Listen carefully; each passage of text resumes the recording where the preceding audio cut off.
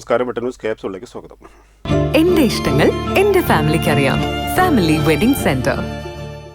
കാലവർഷ മുൻകരുതൽ സ്വീകരിക്കുന്നതിന്റെ ഭാഗമായി ശുചീകരണ പ്രവർത്തനവും ആരോഗ്യ ജാഗ്രത, പകർച്ചവ്യാധി പ്രതിരോധ പ്രവർത്തനങ്ങളും ഊർജിതമാക്കുന്നതിനായി ദുരന്ത നിവാരണ അതോറിറ്റി വകുപ്പ് തല ഉദ്യോഗസ്ഥന്മാരുടെ യോഗം വിളിച്ചു.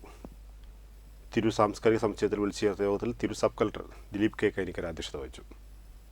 മെയ് അവസാനത്തോടെ കാലവർഷം എത്തുമെന്നാണ് പ്രവചനം. കാലവർഷം എത്തുന്നതിന് മുന്നോടിയായി വിവിധ വകുപ്പുകളെ ഏകോപിപ്പിച്ച് പ്രവൃത്തികൾ നടത്തുന്നതിനായി Tirur sub collector Dileep K കൈനിക്കരുടെ അധ്യക്ഷതയിൽ യോഗം വിളിച്ചു ചേർത്തു.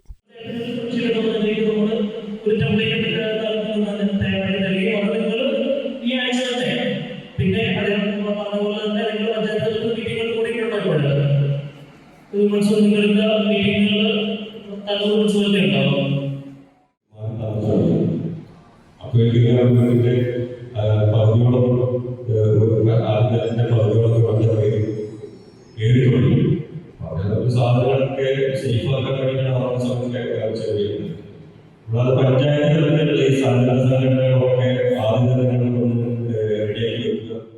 അതിന്റെ മുന്നേ സുനാമി വന്നപ്പോൾ നമ്മുടെ കേരളം ഒരു മൾട്ടി ഹസാർഡ് പ്രോൺ ഏരിയ എന്നാണ് പറയുന്നത്. എന്തു സംഭവിക്കും, ലാൻഡ് സ്ലൈഡ്, വെള്ളപ്പൊക്കം, എന്ത് സംഭവിക്കാം. അപ്പൊ അതിനായിട്ട് നമ്മൾ യൂസ്ഡ് ആവാം. ക്രൈസിസ് അതുകൂടി നമ്മൾ എന്തായാലും അറിഞ്ഞിരിക്കും.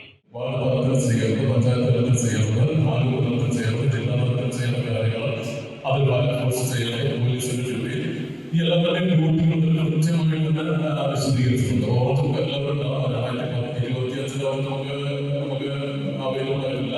2024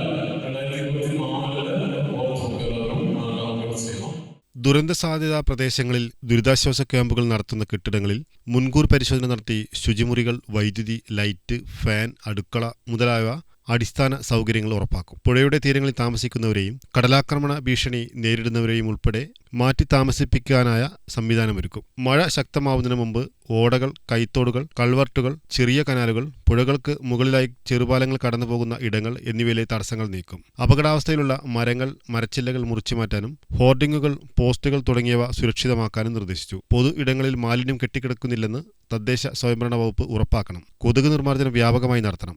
ഓടകൾ, നീർച്ചാലുകൾ, പൊതു ജലാശയങ്ങൾ മുതലായവ വൃത്തിയാക്കി വെള്ളത്തിന്റെ ഒഴുക്ക് സുഗമമാക്കണം. സ്കൂൾ തുറക്കുന്നതിന് മുന്നോടിയായി കെട്ടിടങ്ങളിലെയും പരിസരത്തെയും സുരക്ഷ പരിശോധിച്ച് ഉറപ്പാക്കാൻ വിദ്യാഭ്യാസ വകുപ്പിന് നിർദ്ദേശം നൽകി.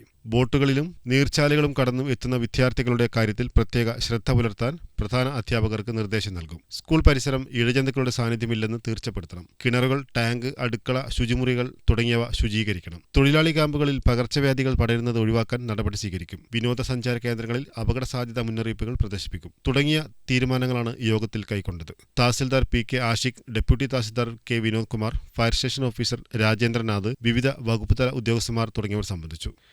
വെട്ട ന്യൂസ് തിരൂർ.